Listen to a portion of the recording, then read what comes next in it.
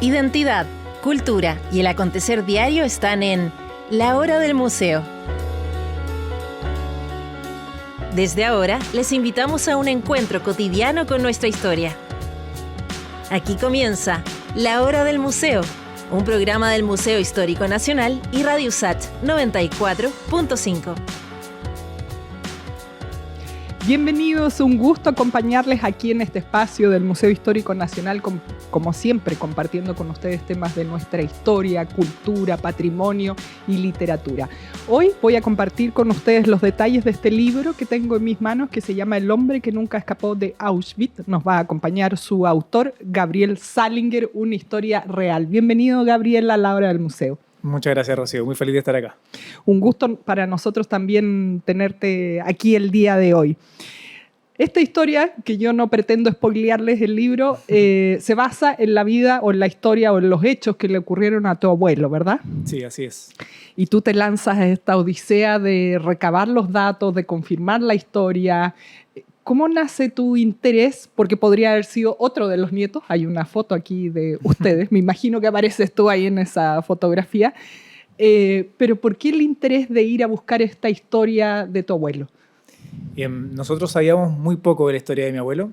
Desde siempre él nos hablaba del tema producto del trauma que significó para él haber pasado por el Holocausto. Y en mi familia en general teníamos idea de los títulos, como de dónde había estado, pero absolutamente nada más.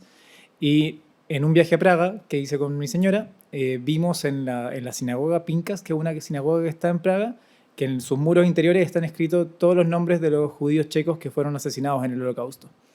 Y ahí vi nombres de familiares míos, familiares de mi abuelo, por supuesto, y esa noche me desvelé pensando en que yo sabía que sus nombres estaban ahí, pero no sabía absolutamente nada más, y para él era gente muy cercana.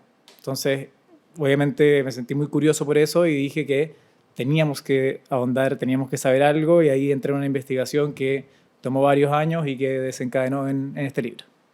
¿Y fuiste a Praga de viaje o ibas con la idea de buscar tus raíces, de buscar el pasado? Absolutamente casual. Yo iba de viaje, como mucha gente visita Praga, sabiendo que mi abuelo había vivido en Checoslovaquia ese entonces y que alguna relación tenía, pero en ningún momento impulsado por esto. O sea, fue totalmente casual, me encontré con esto y de ahí en adelante decidí poner manos a la obra, en el fondo, a poder investigar. Son llamados que a veces uno recibe, ¿no? Ya te toca hacer esto, eres el designado de la familia a buscar esta historia. El hombre que nunca escapó de Auschwitz comienza con tu abuelo adolescente. Es una historia que, bueno, en el fondo sabemos a grandes rasgos lo que ocurrió, porque lo sabemos por las películas, por las historias, por otros libros, pero es una historia personal que te conecta a ti y como chileno lo hace bastante diferente porque estamos acostumbrados a recibir la información como de Hollywood o de bestseller. Exacto, sí. Y esto es súper diferente. Esa noche en esta sinagoga en Praga, esa noche que no puedes dormir, qué difícil. ¿Por dónde ponerse a buscar? No sé si tu abuelo estaba vivo entonces cuando te ocurre esto. No, mi abuelo falleció el 94. Yo tenía, no, 95, perdón, yo tenía 4 años, entonces no es mucho nada prácticamente lo que hablé con él. Y claro, cuando decidí investigar, no es como que podía preguntarle a él, de nuevo, él nunca habló, pero tampoco lo tenía ahí para intentarlo, nada. Entonces fue totalmente una búsqueda, partí por internet como lo que todo el mundo haría, busqué en Google su nombre y fue muy difícil encontrar cosas. O sea, no es lo que pensaría que la información está disponible, no lo estaba y después empecé como a pelar las capas y a encontrar la información, pero en un principio no había nada y no tenía a quién acudir para poder preguntarle algo más. ¿Qué haces entonces? Lo que no tenías a quién preguntarle, en internet no aparecía mucho, te lanzas a viajar. ¿Cuál es este primer ladrillo para empezar a construir este libro que tengo aquí? O sea, la verdad es que seguí buscando en internet y en algún momento encontré no información sobre él, sino que sobre su mamá. Y ahí encontré a una persona, una historiadora, que había creado su perfil en una página de genealogía. O sea, alguien nada que ver con ella, pero que alguna información tenía. Me empezó a pasar información sobre la municipalidad, en el fondo, de Brno, que es la ciudad donde vivía mi abuelo, y ahí empecé a encontrar lo que yo me había propuesto buscar, que era fechas, lugares, nada más que eso, pero de repente me mostró de información de mi bisabuela de cuándo se había divorciado de mi bisabuelo, cuándo se había vuelto a casar, en qué direcciones vivió. Y fue un poco abrumador porque de pasar a no tener nada de información, de repente tenía hartas pistas que me podían llevar a más cosas.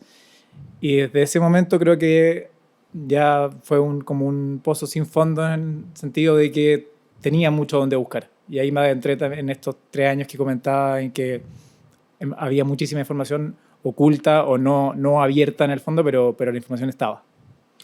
Ahora, tu profesión es totalmente distinta, eres ingeniero comercial.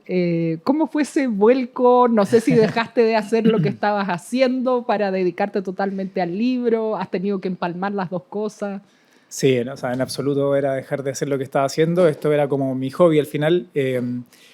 Lo hacía en momentos que no trabajaba. No, básicamente en las mañanas, en las tardes tenía que juntar las dos cosas, o sea, trabajar en mi horario laboral, por supuesto, y después fin de semana, mucho fin de semana trabajando en esto. Y además era contacto con mucha gente de afuera. Entonces yo mandaba muchos mails, alguna hora del día, y recibía semanas después, meses después. No era como que me dedicaba de 8 a 6 o del horario que sea a investigar, sino que de repente mandaba algunos mensajes a personas y me iban llegando a lo largo del tiempo, y por eso fue una investigación también tan larga. Directamente a un lugar en el que estuvo mi abuelo, mandé una solicitud de información y me dijeron, sí, nos demoramos entre 6 meses y 1 año.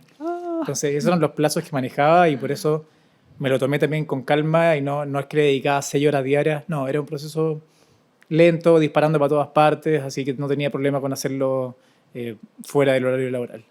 Me imagino que se te abrió un mundo porque debe haber, ¿no?, de datos, de información de quienes estuvieron en los campos de concentración. Debe haber muchas familias, así como tú, que están buscando su historia, su árbol genealógico. ¿Qué pasó ahí? Sí, sin ir más lejos, mucha gente me comentaba cuando yo hablaba un poco de esto, me comentaban justamente de familiares de ellos o personas que conocían que tampoco tenían información, que tampoco hablaban del tema, porque así como mi abuelo, mucha gente tampoco hablaba producto del trauma que habían sufrido. Entonces, algunos me preguntaron como, ¿cuáles son las fuentes de información para poder encontrar algo? ¿Cómo lo podemos hacer? Efectivamente, esta es la historia de muchos. Entonces, así como yo estaba buscando, hay muchísimas bases de datos o muchísima información que está online para toda la gente que está en la misma búsqueda. Y por eso mismo se demoraban 6 meses o 1 año, porque la cantidad de solicitudes que reciben no es menor. Me imagino. Bueno, parte de todo este viaje que significa buscar la historia familiar. ¿Qué opinó tu familia, tus padres, tus primos, tus hermanos esta idea que tuviste? Sí, ha sido muy emocionante. Desde el momento 1, hace 6 años, hasta hoy que el libro ya existe, ha sido muy emocionante. Esto fue una investigación que en ese momento que la hice vivía con mis papás. Entonces, mi papá me acompañó bastante en la investigación. Él sabía mucha más información que yo, por supuesto. O sea, él conoció a su papá, yo prácticamente no. Entonces, todo lo que encontraba se lo iba mostrando y como que lo íbamos construyendo juntos de alguna forma. Y de nuevo, era tanta la información que encontramos que fue de nuevo emocionante, fue conmovedor como poder ver cómo reconstruíamos la historia a partir de contactos, de mails, de internet, básicamente. Y después de que terminé la investigación, ahí lo abrí el resto de mi familia. Y hice una sesión con mis primos, con mis hermanos, con todos, para hacerles una presentación en PowerPoint de la historia de mi abuelo y cómo fue todo el proceso de investigación, cómo habían sido esos 3 años. Creo que la respuesta fue muy positiva en el sentido de que estaban muy agradecidos de que les pudiera haber abierto la historia, pero al mismo tiempo era tanta la información, eran tantas fechas, tantos nombres, tantos lugares que los vi muy mareados. Y terminamos y todos decían como, está muy bueno, necesitamos, mi prima me dijo, necesitamos algo escrito, o sea, como ojalá pueda escribir una plana, me acuerdo que me dijo, su biografía en una plana para poder recordar esto, porque obviamente se les iba a olvidar gran parte de eso. Y bueno, ahí fue cuando dije, llevo 3 años en esto, una plana me parece como que no va con lo que estaba haciendo, así que empecé a escribir y otros 3 años y ahí apareció algo que era más digno de esa investigación. O sea, tu idea inicial no era hacer un libro, era simplemente buscar la verdad. Sí, totalmente. Nunca pretendía escribir un libro e incluso cuando empecé a escribir, para mí era un libro para mi familia. De hecho, el libro es una novela de principio a fin, pero para mí, o sea, fue eso porque era la forma más fácil de involucrarlos y la forma más interesante quizás de plasmar la historia. Y después cuando estaba terminando el libro, cuando llevaba gran parte, pensé, esto le puede interesar a alguien más de mi familia, o sea, además de mi familia, pues alguien X también puede estar interesado en esta historia. Y ahí pensé en llevarlo a la editorial y que se publicara, pero para mí esto en todo momento fue, en primer lugar, dar información a mi familia y en segundo lugar, poder entregárselas de una forma digerible, en el fondo. Qué increíble cómo surge un libro así, como yo decía, además tú de profesión eres ingeniero, generalmente lo tenemos como disociado de las letras, así que me imagino que desafío 1 habrá sido toda la investigación y siguiente desafío lanzarse a escribir, o no sé si era algo que tú ya hacías de manera frecuente. No, para nada. Eso justo coincidió con tiempos de pandemia, entonces tenía bastante tiempo y empecé, o sea, escribía jugando. En realidad yo no estaba pensando que realmente iba a terminar de escribir un libro. Estaba viendo a ver qué funcionaba y al mismo tiempo empecé a, en primer lugar, leer libros pensando en escribir, que creo que da una perspectiva muy distinta. Claro. Y enfrentarme a evidenciar mientras escribo cómo cierto escritor maneja el paso del tiempo, cómo escriben personajes, cómo hacen todo básicamente para poder aplicarlo.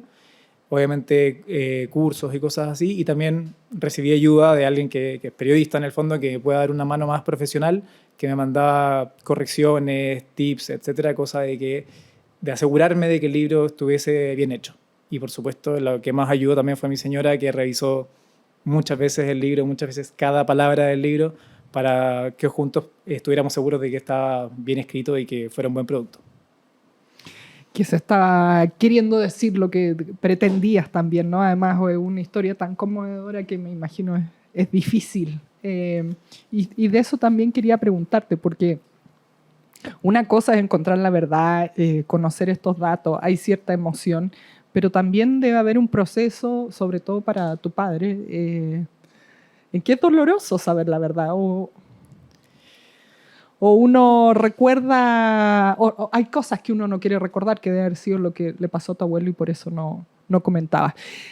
Quiero que nos respondas esto al regreso. Vamos a hacer una pausa. Les recuerdo que hoy día estamos hablando de este libro que tengo aquí, El hombre que nunca escapó de Auschwitz. De ahí vamos a hablar de dónde viene el título y quiero que nos cuentes también sobre esa fotografía de portada. Nos acompaña hoy Gabriel Salinger, el autor de este libro. Ya regresamos.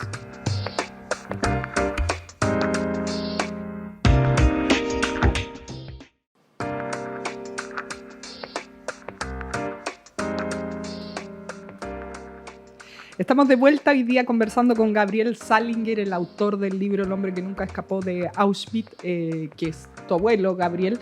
Quedamos pendientes con varias preguntas ahí en suspenso. Una de ellas era la foto que está aquí de portada y las fotos que vienen dentro también del libro, que lo hacen mucho más humano poder ver a los personajes reales aquí en imágenes. Cuéntanos un poquito sobre eso. Bien, la foto, o sea, lo que está en la portada no es una foto real de mi abuelo, lo que está dentro sí lo es, y ahí puse justamente las cosas que van pasando en el libro para que uno vea que efectivamente es una historia real. Muestra después algunos de esos documentos, algunas de esas fotos de interacciones que tuve con otras personas que aparecen evidenciadas ahí, y algunas fotos de él, de sus amigos, de su familia, como para poner también cara a los personajes del libro. Vamos a ver si se las podemos ir mostrando, porque son bastante impactantes. A mí la que más me impactó es esta donde tu abuelo recién sale del campo de concentración con otra persona más y un soldado que lo sacó de ahí. Sí, nosotros teníamos o sea, él tenía 2 álbumes de fotos. Uno que es toda su vida antes de la guerra y que no quiero spoilear sobre el libro, pero que la trajeron a Chile antes de la guerra.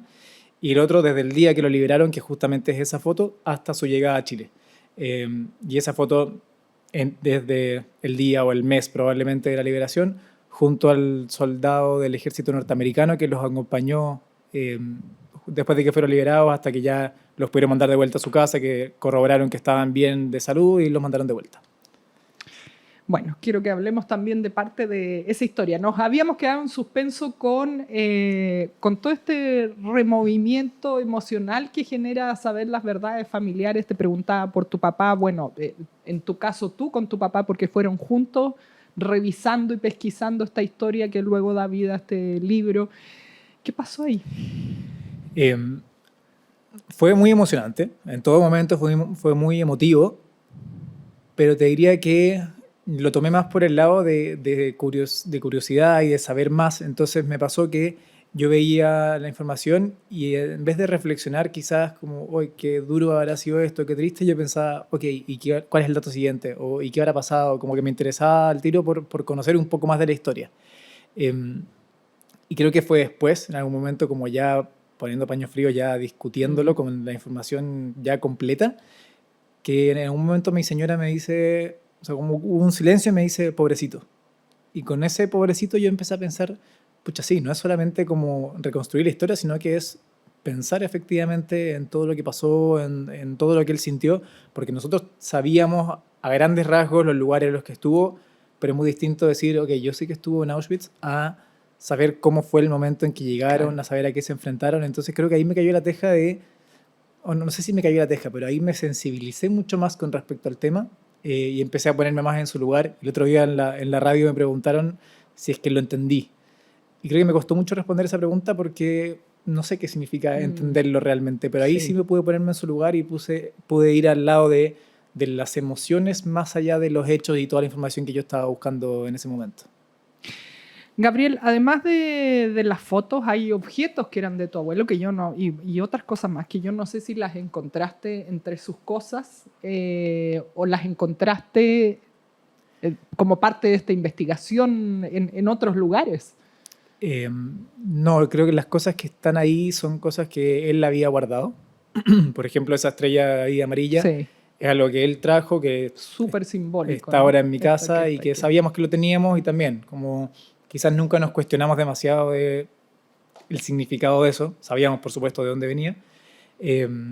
Y otras cosas que él también tenía y que incluso ese que está ahí, yo lo supe después del libro. Mi mamá me comentó en algún momento, sí, tu abuela me dejó esto que era de tu abuelo antes, como que nunca se conversó al respecto, pero alguien tenía esa historia, alguien sabía algún dato, o sea, cuando digo que mi abuelo no contaba nada, alguna vez contó algo y en esta investigación, y como toda la familia sabía que yo estaba investigando, accedí a datos como que de repente llegaba alguien y decía, a mí me contó alguna vez esto, o yo supe alguna vez esto, y con eso fui juntando esa información, y por ejemplo ahí estaban algunos de esos objetos que están ahí que alguien los tenía guardados. Son bien impactantes porque además aparecen algunos de ellos relatados en esta historia. Claro. Aparecen como símbolos también en la historia. Quiero saber cuándo decides moverte del computador. No solo quedarte en lo que te pudiera llegar al computador, sino que dijiste, no, hay que buscar más allá. O sea, todo fue a distancia. No viajé hasta este año, que recién este año ya con el libro ya hecho, viajamos con mi papá y con mi señora, mis papás, mi señora y mi hermano, a visitar los lugares donde vivió mi abuelo, pero ya sabiendo que teníamos toda la información. ¿Por qué ahora y no antes? Por la pandemia, ¿no? Nosotros queríamos viajar el 2020, 2021, no me acuerdo. Obviamente tuvimos que aplazarlo, entonces me vi obligado a seguir investigando y a no ir directamente. Más allá de mails o cosas así, no sé, lo que más me acerqué quizás fueron cartas, como la forma más física en el fondo, claro, pero siempre a distancia. ¿Y qué pasa cuando vas a estos lugares ya con la investigación ya hecha, los datos recabados, en el fondo ir a confirmar o a constatar estos lugares? Sí, íbamos a conectar realmente. Creo que no me iba a confirmar mucho una dirección o algo así. Yo ya había navegado en Street View, pero en todas las calles de la ciudad donde él vivió, entonces sabía perfectamente a dónde ir. Íbamos a sentir que era estar parado fuera de su casa, que era estar fuera de su colegio, como todos los lugares que yo vi tantas veces por internet, que hablé con gente que trabajaba ahí o algo así, poder verlos de forma presencial creo que nos ayuda a conectar. Nos fuimos a buscar más información, tuvimos un par de datos como del contexto histórico, pero no de él.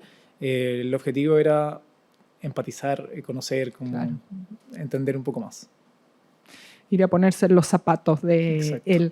¿A qué edad llega tu abuelo a Chile? Llegó a los 22 años, 23, 22, en el 46.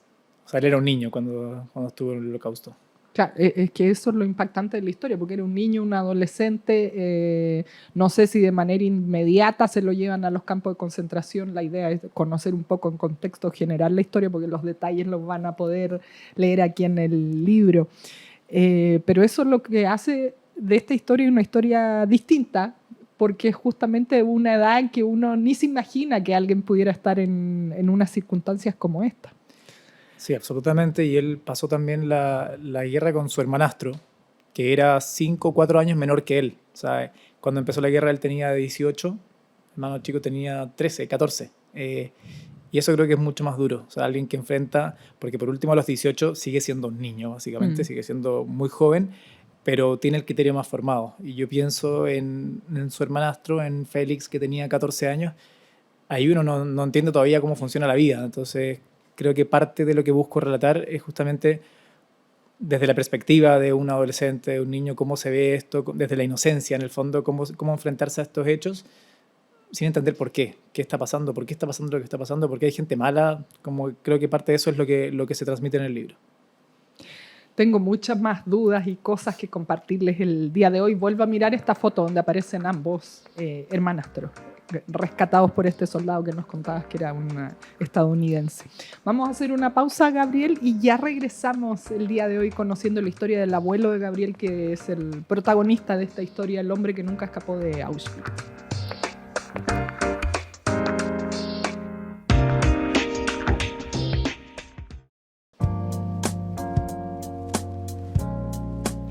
Estamos repasando nuestra historia de la humanidad, que fue la Segunda Guerra Mundial y por supuesto el Holocausto, a través de este libro de una historia contada por un chileno, nuestro invitado de hoy, Gabriel Salinger, esta historia sobre su abuelo. Gabriel, ¿por qué el hombre que nunca escapó de Auschwitz? Bueno, claramente es una metáfora. Él sí escapó, salió del Holocausto, vino a Chile. Esto habla de la prisión mental en la que él vivía y que efectivamente nunca escapó. Él, producto de este trauma, siempre tuvo, no sé, pesadillas, visiones. Como que él no, así como nunca nos contó de su pasado, él nunca lo sacaba de su interior. Lo guardaba para sí mismo y siempre tuvo, en palabras de él, decía que todos los días un recuerdo lo asaltaba. Entonces, si bien vivió toda su vida, 50 años después de que lo liberaron y fue feliz, en el fondo él fue feliz cuando no pensaba en esto, que fue algo que incluso hasta su último día, literalmente, lo último que dijo tenía relación con esto. Entonces alguien que, si bien pudo escapar, nunca pudo hacerlo realmente, nunca pudo hacerlo mentalmente. Y así como él, y creo que es algo como la retribución que ya he tenido ahora que el libro ya es público. Así como él, hubo muchas otras personas que vivieron lo mismo y que cuando hablo de personas que nunca escaparon, hay muchísimas, es que no la mayoría de los sobrevivientes del Holocausto que no hablaron del tema, o que si es que hablaron muy poco o les costaba muchísimo y les causaba problemas físicos incluso el hablar del tema. Entonces este es un libro que busca representar a todos aquellos que nunca pudieron escapar de la prisión mental que significaba el Holocausto. Cuando tu abuelo estaba vivo, o de lo que pudiste indagar familiarmente, ¿cómo era su relación? Porque llegaron muchas personas aquí a Chile, Argentina sobre todo, también a Chile. No sé si él mantuvo vínculos con alguien, con su hermanastro, con otras personas que hayan estado en campos de concentración. Sí mantuvo vínculos, no sé si con personas con las que él compartió, pero así como él, llegaron muchas personas también acá, y él obviamente era lo que tenían en común, gente que también hablaba el mismo idioma, entonces generaban vínculos con personas que habían vivido lo mismo. Lo que sí sé de su pasado es que él viajó de vuelta a vernos pocos años antes de morir. De eso también tenemos un álbum de fotos. No contó mucho de ese viaje, no contó prácticamente nada, pero sí había un álbum de fotos que fue muy interesante en la investigación, porque había fotos de esa misma gente joven, o sea, en el año 46 probablemente, y fotos de ellos ya mayores. Entonces claramente fue a reunirse con quienes fueron sus amigos probablemente, o quienes fueron personas cercanas, que imagino que es una vida que él no tuvo en Chile. O sea, él pudo compartir con gente acá que vivió lo mismo, pero no con él, no exactamente lo mismo que él. Quizás vivieron lo mismo en otras escalas, en otros países, y en ese viaje creo que él pudo juntarse con todas estas personas que dejó atrás y que eran quienes lo entendían probablemente. Solo un dato, lo vamos a dejar así echado nomás, sin dar más detalles, pero ¿cómo es que viene a Chile tu abuelo? ¿Por qué no a otro lugar del mundo? De nuevo, no quiero spoiler mucho sobre el libro, pero su papá había viajado a Chile antes de la guerra y él cuando terminó no quería quedarse allá, no quería seguir viviendo en ese país. De hecho lo dice en una carta como esto no es lo que era antes, no, le escribe a alguien a una prima de su mamá que estaba en Estados Unidos, como no se imaginen que este país es el que era antes. Y a Chile es donde podía escapar. Yo creo que había mucha gente que estaba buscando escapar y tenían que conseguir documentación para llegar a esos lugares. Y él logró conseguir la visa para llegar a Chile gracias a que su papá estaba acá y que lo podía recibir también. En ese momento él no tenía ni un peso, no podía hacer nada, Claro. entonces tenía alguien que lo ayudara y ese alguien fue el ancla para traerlo para acá. No sé si él sabía qué era Chile, dónde estaba Chile, no tengo idea, pero acá estaba su papá y acá vino. ¿Sabes algo de tu bisabuelo respecto a su vida acá? Muy poco. Mi papá sí, o sea, mi papá lo conoció, fue su abuelo en el fondo, como el de Claro. cualquier persona, entonces él lo conocía bastante en cómo era su personalidad. Yo prácticamente nada, no tengo mucha información sobre él. ¿Habrá sido también un prisionero que nunca escapó de...? Bueno, él no alcanzó a estar prisionero, pero Él de peleó en la todas Primera Guerra. De hecho, peleó por Alemania en la Primera Guerra. De todas formas, claro, vivió esta ocupación nazi por toda Claro. Europa. Bueno, aquí hay muchos datos y quería que nos pasáramos al tema histórico, que algo conversamos entre nosotros en la pausa, porque hay bastantes datos que conectan la historia que todos sabemos con esta historia personal. Hay datos que yo no manejaba, como la ocupación de Alemania en la República Checa. ¿Cómo fuiste investigando a la par de la historia familiar estos datos históricos? Me parecía importante no solo hablar de él, sino que perdón, situarlo en un contexto histórico para entender dónde estábamos parados, para entender cómo qué estaba pasando alrededor. Entonces, también para yo poder entender su historia, no solamente, o sea, no solo con el objetivo de escribir, sino que para entender la historia fui viendo y armando como una línea de tiempo de todas las cosas que les tocó vivir y al mismo tiempo qué estaba pasando con los judíos en general en Europa y qué estaba pasando con la historia de Checoslovaquia.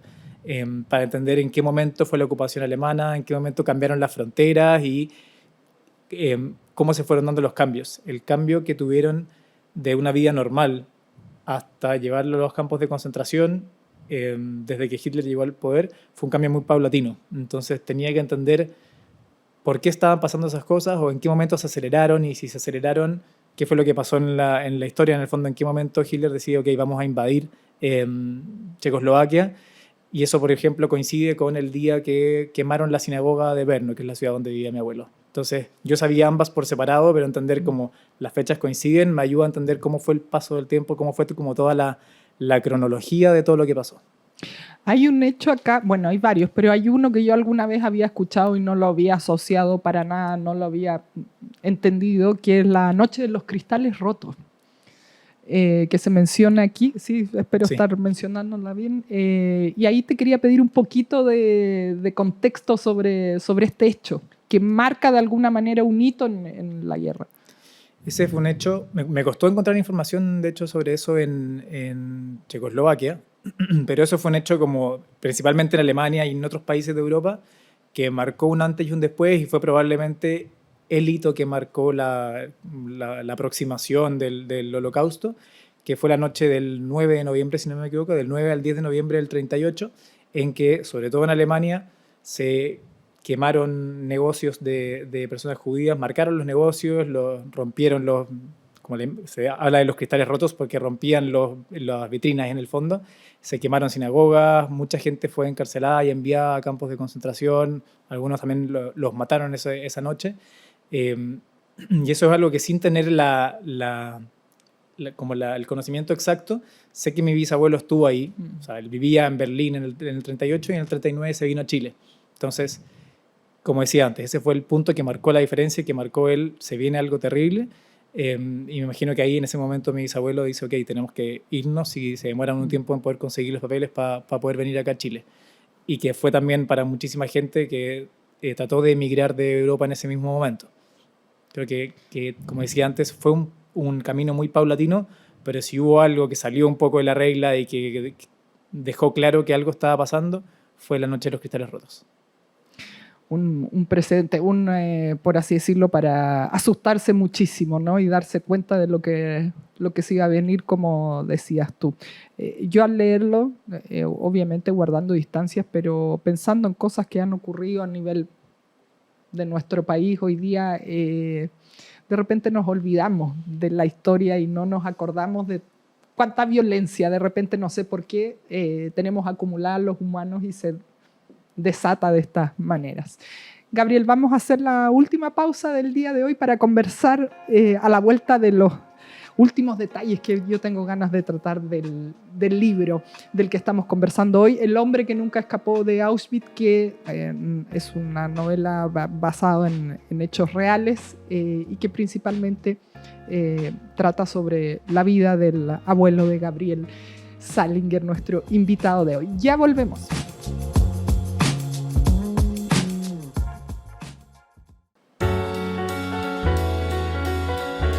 Estamos de vuelta en este último bloque de la hora del museo conversando sobre el hombre que nunca escapó de Auschwitz. Ya nos comentaba Gabriel Salinger, nuestro invitado del día de hoy, autor de este libro, que es un título, es una metáfora, ¿no? Para todas las personas que estuvieron en un campo de concentración o vivieron el trauma de la guerra. Es difícil poder salir de esa prisión mental que significa haber vivido esa experiencia. Gabriel, conversábamos hace un ratito del tema histórico y que es una investigación extra, además de la investigación de tu familia, y yo te comentaba también que este libro, de las particularidades que tiene, si bien es una historia que ya conocemos en términos generales, la riqueza está en que es tu historia familiar de alguien que vive en Chile y que a veces se cuenta muy poco, sabemos muy poco de quienes llegaron a vivir a nuestro país. Y además, que tu abuelo vivía en la República Checa y generalmente las historias del Holocausto se centran en Alemania o bueno, pero rara vez en los otros países. A veces se piensa que incluso como que no hubiera habido judíos viviendo fuera de Alemania, claro, por así decirlo. Y te quería preguntar por ese tema, ese capítulo en el que abordas lo que más o menos va indicando el camino de lo que va a pasar en República Checa. Hace un ratito hablábamos de la Noche de los Cristales Rotos, que principalmente fue en Alemania, pero también tuvo lugar en otros países. Cuéntanos un poco de este tema político, histórico, que va dando paso a los sucesos que marcan la guerra. Sí, efectivamente se habla mucho de Alemania y claro, Hitler era Alemania, entonces como que se centra mucho en eso la historia. Pero el Holocausto fue algo que afectó a toda Europa. El objetivo de los nazis y la llamada solución final era eliminar a los 11 millones de judíos de Europa. Entonces no solamente pegó en Alemania, pegó en todos los países donde estuvieron los nazis, incluso en países en los que no estuvieron. Y en este caso, Checoslovaquia fue un país que fue cedido de alguna forma a ser invadida por Alemania por sus propios aliados. En una conferencia, en una reunión en la que no participaron los líderes checos, entre Alemania, Inglaterra y Francia, decidieron básicamente que iban a ser invadidos, que iban a pasar un pedazo de su territorio a Alemania.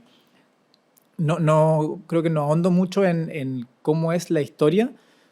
Prefiero ahondar en cómo fue la historia de mi abuelo más que la parte claro, política. Obviamente lo sitúo en ese contexto, entonces como que toco, y también para enseñar un poco de qué es lo que estaba pasando. El único momento, la única parte que sí hablo un poco de eso es la reunión que tuvo Hitler con el presidente checo, básicamente para avisarle que iban a invadir Checoslovaquia, para presionarlo a que firmara un acuerdo, a que lo entregara de forma pacífica, porque la amenaza era o nos entregas el país o en la mañana vamos a destruir el castillo de Praga. Así de heavy fue, y por eso lo quise poner en el libro como un capítulo destinado a eso, para también mostrar qué estaba pasando en la historia. No queda otra opción, porque a veces quienes están ahí viviendo y no saben de esas decisiones políticas sienten que a lo mejor los líderes toman malas decisiones o son vendidos, pero bueno, hay todo este entretejido de por qué ocurren las cosas. Gabriel, nos quedan poquitos minutos, te quería preguntar, luego de esta tremenda experiencia de escribir este libro que reúne tu historia familiar, es un viaje personal, conecta con la historia universal de un periodo importantísimo, fundamental de nuestra historia que cambió el mundo, ¿te quedas con ganas de seguir escribiendo, seguir indagando? ¿Hay datos que a lo mejor recopilaste de esta investigación y que te gustaría contarlos más adelante? De seguir investigando sí o sí. O sea, la investigación creo que no ha terminado porque así como contaba que me respondían mucho tiempo después, de repente me sigue llegando algún mail con datos. Claramente ya el gran grueso de la información ya está, entonces algún dato extra en el fondo. Pero seguimos encontrando cosas, sin ir más lejos. La semana pasada mi papá encontró un discurso que hizo mi bisabuelo a la llegada de mi abuelo a Chile. Y lo estaba traduciendo y hablaba de lo felices que estaban de que llegara, lo difícil que había sido en el fondo los últimos días o el último tiempo sin él, gestando el traslado para que llegara. Como que son hallazgos en el fondo que me hacen pensar, no tenemos toda la información todavía. Quizás hay un montón de cosas que todavía podemos saber. Fue un proceso largo y de profunda investigación, entonces no estoy dedicado a eso, pero sí de repente llegan datos y obviamente el interés por seguir conociendo está. En escribir no lo descarto, o sea, es una faceta que no conocía y en realidad el motor de esto fue conocer a la familia más que escribir un libro, entonces va más por ese lado, pero no sé, no lo descarto para nada. Me queda bastantes años todavía para descubrirlo, así que en una de esas sigo escribiendo y también hay más historia familiar. Tengo de mis abuelos 3 venían de afuera, entonces quizás encuentro alguna otra historia también que me impulse a seguir escribiendo. Eres fruto de migrantes. De migrantes, sí. Tu abuelo que venía, bueno, de Europa y de los campos de concentración. ¿Y qué pasa con tu otro lado de la familia, tus otros abuelos? Mi abuela, esposa de mi abuelo paterno, también nació en Alemania y vino a Chile antes de la guerra. Y de hecho cuando empecé a investigar, yo busqué datos de ambos, como quiero investigar las raíces, no necesariamente la historia de mi abuelo. Pasó que justo encontré mucha información sobre él y que era una historia muy interesante, entonces me fui por ese camino. Pero estoy seguro que la historia de mi abuela y sus antepasados también debe haber muchas cosas que son dignas de ser recordadas y que hay que indagar un poco en eso. Entonces ahí está ella y por otro lado está mi abuela materna, que ellos nacieron en Barcelona y que vinieron también luego de la Guerra Civil Española escapando del régimen de Franco. De otra guerra. Sí, ya hay un libro sobre eso, un libro familiar, así que también estamos viendo qué más se puede hacer. Qué increíble, ¿eh? Para los terapeutas que trabajan con árbol genealógico y todas esas Total. cosas. Bueno, no sé si has ido a alguno, pero tendrían mucho que decir al respecto, ¿no? Sobre las misiones que uno juega y en lo que significa venir de familias que escaparon de diferentes guerras. Tu abuela de Alemania no alcanzó a vivir la guerra, vino acá de todas formas por evitarla o por otras razones. Sí. Llegó el 39, que igual que mi bisabuelo, a ella lograron mandarla afuera, dijeron también, se viene algo, o las condiciones son muy malas. Más que se viene algo, yo creo que eso, las condiciones son muy malas, nos vamos. Y llegó a Chile el 39, si no me equivoco, justo antes de que pasara todo. Qué increíble venir a encontrarse aquí con tu abuelo y formar una nueva familia lejos de donde estaba ese peligro, ¿no? Eran vecinos, de hecho. Se encontraron acá en la casa de al lado y ahí se conocieron y se casaron. Increíble. Hermoso, además, estas cosas que nos regala la vida, estas vueltas de la vida. Gabriel, para cerrar ya nuestra conversación que ha estado fascinante y que aprovecho, ¿no?, de recomendarle este libro, una historia muy emotiva, muy bonita y que hace cercano a lo mejor un hecho que quienes no tenemos ascendencia judía o no tenemos familiares que hayan estado en la guerra, nos acerca mucho, nos hace ponernos en sus zapatos. Te iba a preguntar por esta experiencia que no solo fue escribir, investigar, sino que además, y aquí hay un temor que tienen muchos escritores en cierne, es enfrentarse a las editoriales. ¿Cómo te fue con eso? Porque hay personas que les han cerrado 1000 veces las puertas. ¿Qué tal fue esa experiencia? Venía con mucho miedo en el fondo. Mucha gente me decía, ojo, que es un mundo muy difícil, muy cerrado. Y de alguna forma fue así en un principio. O sea, contacté a muchas editoriales y la respuesta incluso a veces fue, el tema está saturado, sin siquiera leer el libro. Entonces, sí, no era un mundo demasiado amigable, pero tuve la suerte de poder llegar a Penguin, que en muy poco tiempo lo leyó, le gustó, me dijeron vamos y también vamos en un par de meses, o sea, ni siquiera vamos el próximo año. De ahí aprovecho a hacer un agradecimiento a Marco Salvo, que es el autor de otro libro que se llama Mi abuela estuvo en Auschwitz, que justamente yo no lo conozco, pero lo contacté para decirle, mi abuelo también estuvo en Auschwitz, también escribí un libro, cuéntame cómo qué hiciste, a ver qué se puede hacer justamente para entrar a este mundo de las editoriales. Y ahí obviamente me ayudó desinteresadamente, me abrió la puerta, me puso en contacto con la editorial y ahora el libro ya es realidad. Así que muchísimas gracias también a Marcos por su ayuda. Qué increíble. Bueno, todo se fue dando para que esta historia pudiera llegar a manos de todos nosotros, de todos quienes tengan el interés, la curiosidad de conocer esta historia. Muchas gracias, Gabriel, por venir a compartir tu historia familiar y toda esta aventura y este viaje emocionante que fue escribir este libro. No, muchas gracias, Rocío. De nuevo, muy feliz de estar acá y de compartir esta historia con todo el mundo. Gracias, Gabriel. Nosotros nos vamos a despedir aquí. Les recuerdo que hoy día estuvimos hablando del libro El hombre que nunca escapó de Auschwitz, que relata la historia de vida del abuelo de Gabriel Salinger, nuestro invitado del día de hoy. Nos volvemos a encontrar en la próxima emisión de La Hora del Museo. Esto fue La Hora del Museo, un encuentro cotidiano con nuestra historia.